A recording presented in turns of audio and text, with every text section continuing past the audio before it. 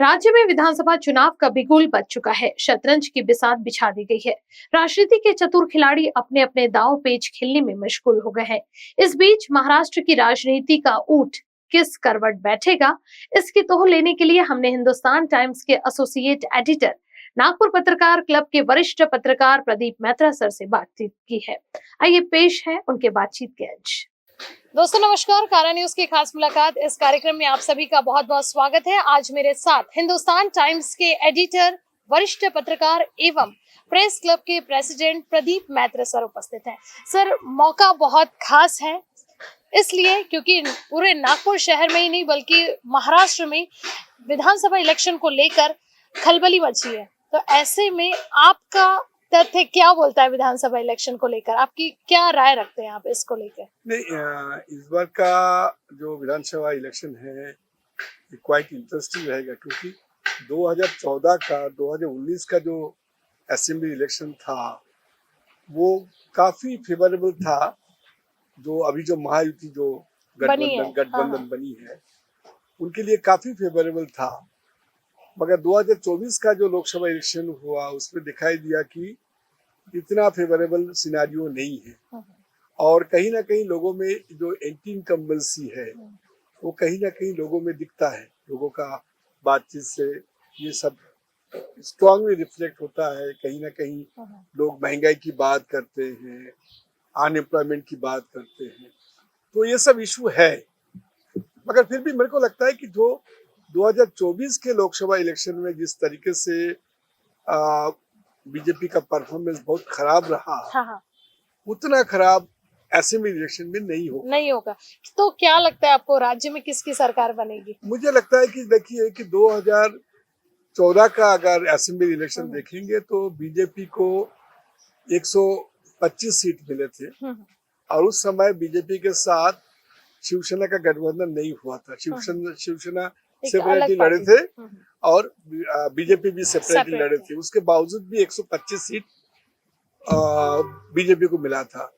2019 के इलेक्शन में दोनों का गठबंधन हुआ था, सेना का और बीजेपी का, तो उसमें 105 सीट मिला था। उसमें से 2 बीजेपी का जो विधायक थे उनका डेथ हुआ, तो इसलिए 103 सीट अभी आज के डेट पे है बीजेपी का। मुझे लगता है कि ये इलेक्शन में बीजेपी 90 से लेकर 100 सीट तक जा सकते हैं और सरकार ये महायुति बनाने के मुझे लगता है कि थोड़ा बहुत इनका चांसेस है, क्योंकि लाडली बहन और पर्टिकुलरली बहुजन के लिए जो स्कीम उन्होंने लाई जो स्कीम जो हुआ है उसका डिविडेंड दिखता है लोगों को। जी सर, लेकिन अभी हम लोग अगर नागपुर की बात करें तो अभी जैसे कि लिस्ट आ चुकी है बहुत सारे, लेकिन लोगों का कहना है कि जिन पर्टिकुलर उम्मीदवारों ने, कैंडिडेट्स ने अपने क्षेत्र का में वर्क किया है, उन लोगों को पार्टी ने टिकट न देते हुए दूसरी पार्टी के उम्मीदवार को खड़ा किया है। तो ये कहीं ना कहीं पार्टी का जो है कुछ अलग सा चीजें चल रही है। ये आप किसके लिए बोले? बीजेपी के लिए? दोनों पार्टी के लिए। तो नाम बताइए ना, ऐसा कौन सा कैंडिडेट हुआ जो जिन्होंने पार्टी के लिए कोई काम नहीं किया उनको टिकट दिया? ऐसा दिखता नहीं जी, क्योंकि आप मोहन मते बीजेपी में ही था जी, कृष्णा खोपड़े बीजेपी में ही था, आप चंद्रशेखर बावनकुळे बीजेपी के ही है, सब इनको तो टिकट मिला है। दक्षिण में भी हो गए। आबा पांडे को टिकट दिया ही नहीं ना। हाँ, तो आबा पांडे को टिकट नहीं दिया क्योंकि वो परंपरागत से वो सीट बीजेपी का है, वो कैसे एनसीपी को दे सकता है? लेकिन सर, अगर जरूरी नहीं है कि अगर 3 दशक से बीजेपी का वहां पर चल रहा है माहौल, वहां पर उन्होंने वर्क किया और कई बार ऐसा होता है कि बीजेपी का वर्क नहीं होता उस जगह पे, कोई नया कैंडिडेट खड़ा होता है जिसको लोग पसंद भी करते हैं और उनके कामों को भी पसंद करते हैं, तो ऐसे में क्या अदर पार्टी के लोग एंटर नहीं कर सकते?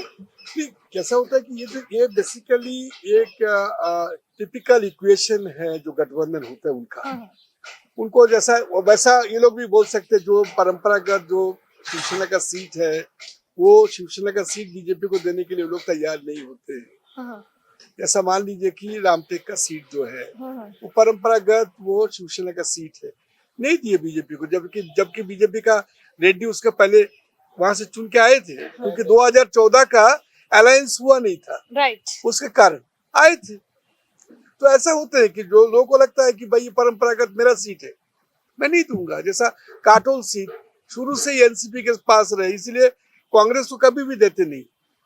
तो वैसे वैसे वैसे ही इक्वेशन। तो सर वैसे तो अगर देखा जाए तो उमरेड भी जो है वो कांग्रेस का गढ़ है, लेकिन इस बार शिवसेना को देने की जानकारी मिली है। नहीं, मगर वो हुआ नहीं ना अभी तक। नहीं, लेकिन अभी दबे और चर्चा तो यही शुरू है। देखिए कैसा है कि उसके पीछे दो कारण होगा। हाँ। एक तो कारण ये होगा कि रामटेक लोकसभा सीट जो है ये परंपरागत शिवसेना का रहा। हाँ। तो वहाँ इस बार जब 2024 का जब इलेक्शन हुआ तो उस समय शिवसेना ने सेक्रीफाइस किया, उद्धव ठाकरे ने, और वो सीट कांग्रेस को दिया, जबकि शिवसेना का वहाँ सीटिंग एमपी थे। यस।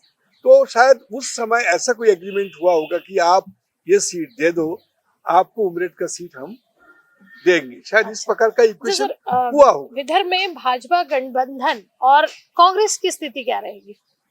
मुझे लगता है कि ये पूरा विदर्भ का जो 62 सीट्स है टोटल, मुझे लगता है कि टोटल 62 सीट्स में से ऑलमोस्ट माने सभी जगह फाइट जो है स्टेट फाइट है बिटवीन कांग्रेस एंड बीजेपी।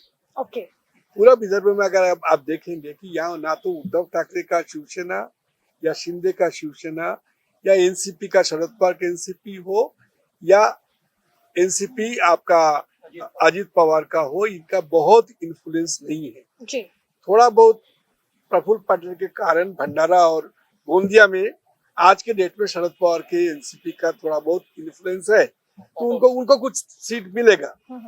मगर बाकी ओवरऑल काटोल छोड़ देंगे तो ओवरऑल बाकी जगह ना तो एनसीपी का कोई ज्यादा इन्फ्लुएंस है। मेरे को लगता नहीं है, क्योंकि हिंगना में ऑलरेडी शमील बेगे काफी स्ट्रॉन्ग बीजेपी का कैंडिडेट है। exactly. और आप देखेंगे कि पूरा अगर विदर्भ का सिनारियो आप देखेंगे कि सभी जगह का आप पुराना रिकॉर्ड भी देखेंगे कि ना तो कभी कांग्रेस का ये बहुत बड़ा उनका इन्फ्लुएंस का एरिया रहा, और 2014 के बाद ये बीजेपी का बहुत इन्फ्लुएंस का एरिया रहा जी। अगर देखेंगे कि 14 के इलेक्शन में बीजेपी को 44 सीट्स मिला, 2019 में 29 मिला, तो ये बेसिकली दोनों बड़े पार्टी का इन्फ्लुएंस का एरिया है। प्रदीप सर, जैसा कि अभी हमने बीजेपी गठबंधन और कांग्रेस की स्थिति के बारे में बात की, एज अ सीनियर जर्नलिस्ट के रूप में मैं आपसे बात करना चाहूंगी कि आप भावी मुख्यमंत्री और उप मुख्यमंत्री के रूप में किसे देखना चाहते हैं? आपका इतने सालों का अनुभव रहा है पत्रकारिता में। मुझे लगता है कि देखिए कि कैसा है कि इस बार अगर इलेक्शन में अगर महायुति का अगर गठबंधन बनता है तो मुझे लगता है कि देवेंद्र जी दोबारा चीफ मिनिस्टर बनेगा। क्या बात है। क्योंकि ये कहीं ना कहीं अमित शाह और नड्डा ने ये इनको इंडिकेशन दे दिया था कि हमने जो सेक्रीफाइस किया शिंदे को सीएम बना के और इनको डिप्राइव करके देवेंद्र जी को, तो हमने ऑलरेडी बहुत बार सेक्रीफाइस किया है। exactly. इस बार सेक्रीफाइस नहीं करने का उन्होंने एक इंडिकेशन दे दिया। तो महायुति अगर मान लीजिए कि मेजोरिटी उनको मिलता है तो मैं समझता हूँ कि इस बार का सीएम हमको देवेंद्र जी मिल सीखेंगे। और उप मुख्यमंत्री के रूप में कौन रहेगा? उप मुख्यमंत्री के रूप में दो रहेगा, एक शिंदे रहेगा और एक अजीत दादा रहेगा। अगर ये युति अगर आता है वापस से, अगर मान लीजिए कि महाविकास आघाड़ी होता है, तो मेरे को लगता है कि इस बार का शायद सीएम आप कोई महिला को देखेंगे, और मुझे लगता है कि वो सुप्रिया सुळे है। मेरे को लगता नहीं कि कांग्रेस का भी कोई सीएम कैंडिडेट बनेगा या उद्धव ठाकरे को ये लोग बनने देगा।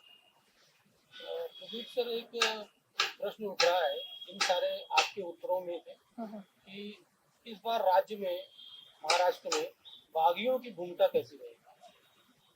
क्योंकि इस बार कैसा है कि असेंबली इलेक्शन ये लोकसभा जैसा नहीं है, तो लोकसभा में आपको बागी दिखाई नहीं, कहीं भी वैसा बागी कैंडिडेट आपको, क्योंकि असेंबली क्या होता है कि 6 असेंबली मिला के एक लोकसभा होता है, तो दावेदार बहुत रहता है एक असेंबली में, जो लोकसभा में दिखता नहीं है। लोकसभा में इवन नागपुर में कांग्रेस का कैंडिडेट कोई होने की तैयारी नहीं था, ठीक ना, तो मगर असेंबली में सब लोग तैयार रहते, तो इसीलिए बागी का शंका डेफिनेटली ज्यादा रहेगा।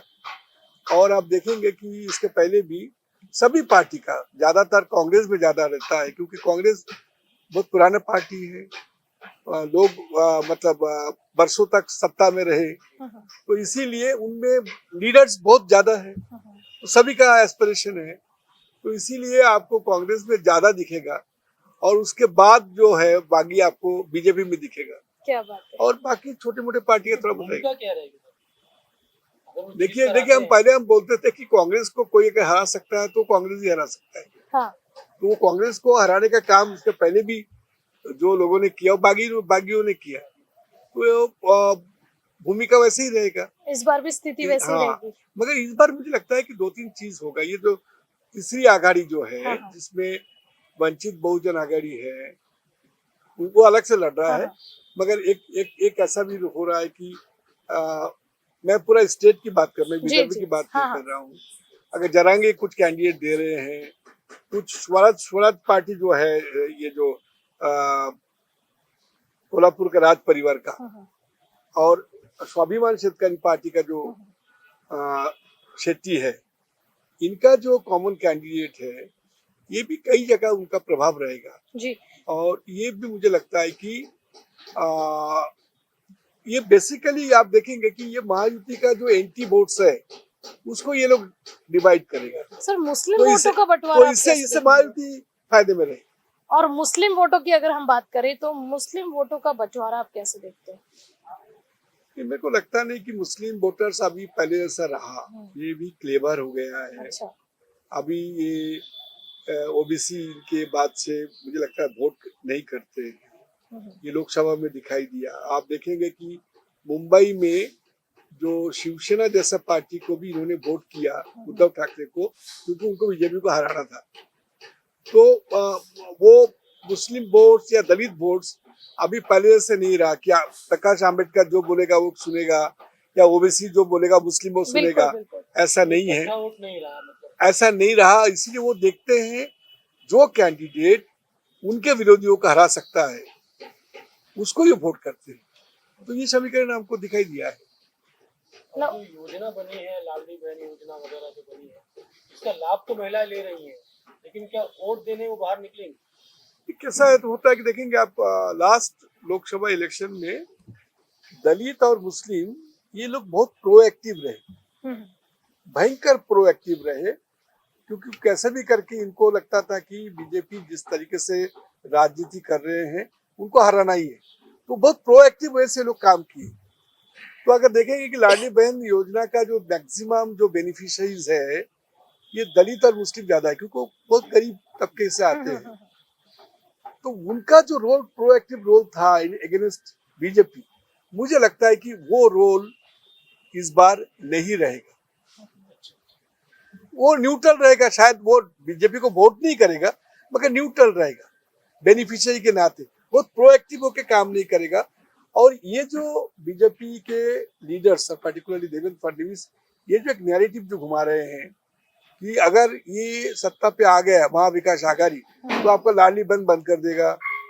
इनके ही आदमी ने हाईकोर्ट में रिट फाइल किया है। तो ये सब फेक न्यूज है या सच्चाई है इनमें? बट पहली बार उनके ही आदमी है जो हाईकोर्ट में गया है, ये तो फैक्ट है। हाँ। तो ये बोल के डरा रहे महिलाओं को, वोटर्स को कि भाई अगर हम हार गए, ये लोग अगर आ गए तो आपका ये योजना बंद हो जाएगा।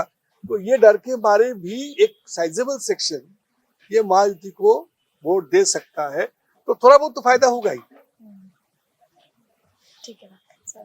खास मुलाकात इस कार्यक्रम में आज हमारे साथ हिंदुस्तान टाइम्स के एडिटर, वरिष्ठ पत्रकार एवं प्रेस क्लब ऑफ नागपुर के प्रेसिडेंट प्रदीप मैत्रे सर उपस्थित थे, जिनसे हमने बहुत सारी बातों पर जो है चर्चा की है। खास मुलाकात इस कार्यक्रम के अगले सप्ताह फिर मिलेंगे, तब तक के लिए मुझे यानी कि रूपा पंडित को दीजिए इजाजत और आप देखते रहिए कारा न्यूज। नमस्कार। Thank you. Shri Mangal Murti Buildcon, we build your trust लेकर आए हैं श्रीनगरी वन। अब आपके सपने होंगे पूरे, क्योंकि आपकी जिंदगी में होने जा रहा है श्री का आगमन, वह भी मंगल मूर्ति बिल्डकॉन के साथ। Booking open for 2 and 3 BHK premium apartments at Bisa Pipla road. 80% bank finance available. NMRDA registered plot available. For more details, please contact Director Mr. Swapnil Dorlikar 8446026004 or Director Mr. Manoj Kumbhare 93260 39377. Our office address B501 5th floor, Ganesh Apartment near Orange City Hospital, Khamla Square, Nagpur.